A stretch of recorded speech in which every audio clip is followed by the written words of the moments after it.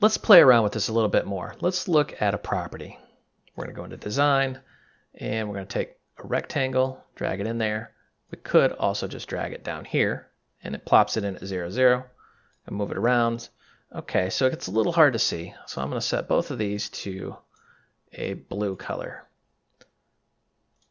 Going to just select one of these, and let's move that around. And there we go. Let's take them both and just kind of drag them. Really, the point is, it's really easy to just snap these in and line them up. Got to take him, set that to a darker green. Very easy to work with. Now, each object here, we can go into properties. So let's just say we want to make a mouse area in this rectangle here. And let's go ahead and take our mouse area, and we're going to fill that parent so that whole thing's clickable. You notice these little handles here, so you can actually move it around manually if you felt like it. But when we click this, we want to change a text object over here. So let's say text. We're going to drag that in here. And ta-da! It's way up there. It's hard to see, though. Let's go to the layout, and we've got multiple selected, so let's select this one. And we're going to center that. Bang, bang. It's a little hard to see, so I'm going to make it a little bit bigger here. Let's go ahead and say bold, and let's make this 35. Much easier to read. And I want to set the color here, so let's change this to a white. Super easy to mess around with this. And again, if you're not very inclined with the mouse and you're having trouble selecting this, you can just do it down here. Ta-da! Now, notice the ID is element. Yeah, this gets a little squirrely in its naming conventions. It's a little weird. What I want to do now is I want to take this mouse area, and when we click it, change that.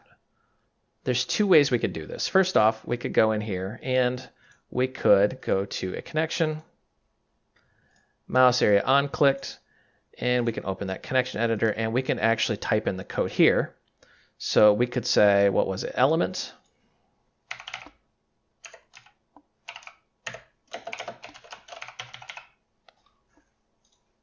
Ta-da! We could also go into the code here, and we could do the connections, mouse area, on-clicked, element, blah, blah, blah.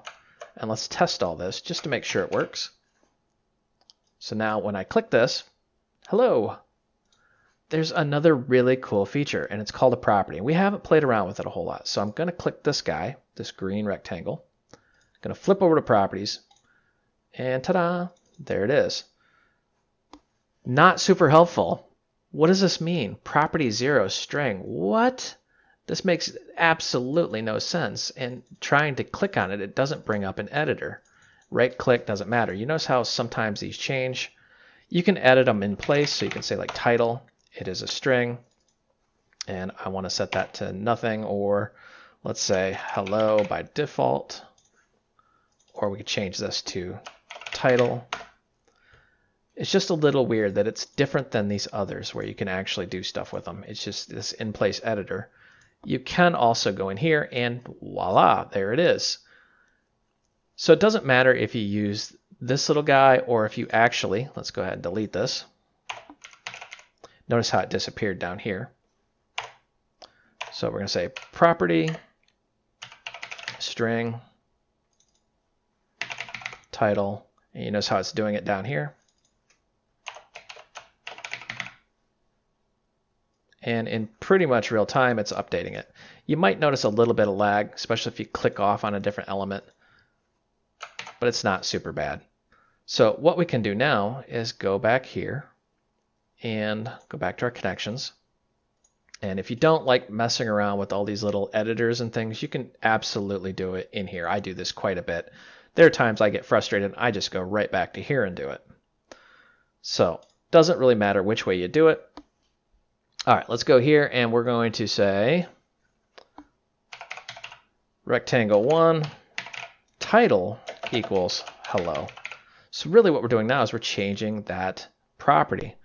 And then we can actually grab this, and we could say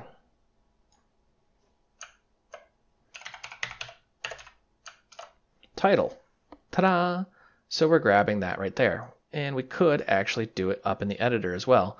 But you notice, even though we typed it, it's smart enough to notice there's a binding. There's our little chain icon right here. Ta-da! Parent title. We could actually reset this, and it changes it. Let's go ahead and set a binding through this, and we're going to say parent.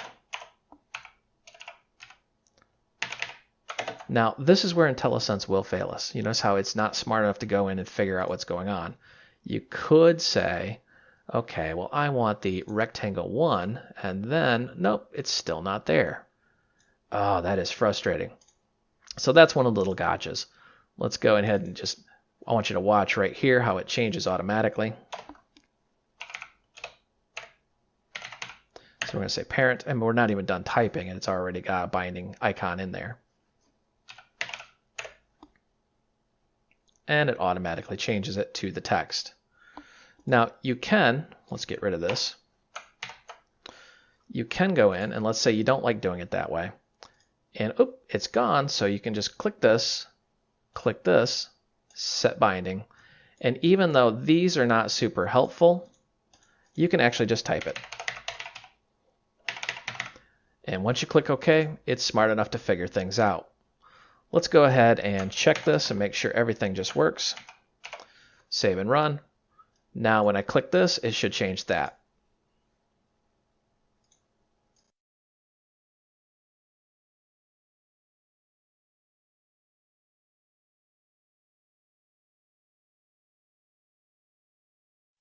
Let's take a deep look at states. Now when I say deep, I mean not very deep at all, because states are actually very advanced here. So what we're going to do is we are going to make another component. We're going to right click, add new, and let's call this my box. So let me get down to QML file,